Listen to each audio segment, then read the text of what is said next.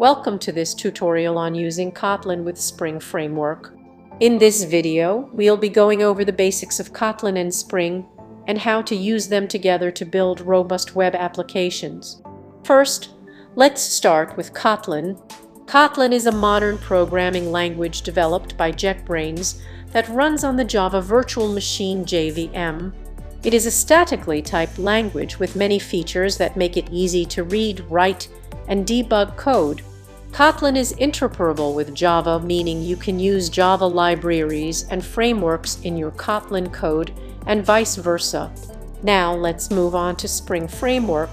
Spring is a popular Java framework for building web applications. It provides a lot of features out of the box, such as dependency injection, inversion of control, and powerful data access abstractions.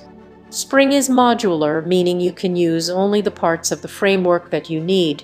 So how do we use Kotlin with Spring Framework? It's actually quite simple.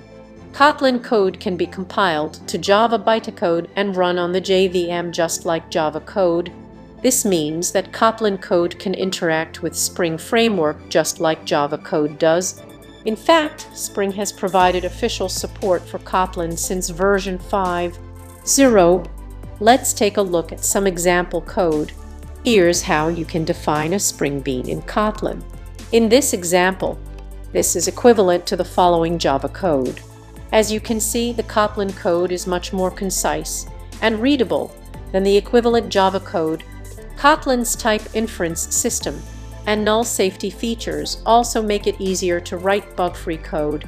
In conclusion, Kotlin and Spring Framework are a powerful combination for building web applications in the Java ecosystem.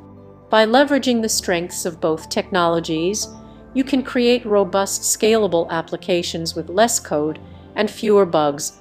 Thanks for watching and happy coding!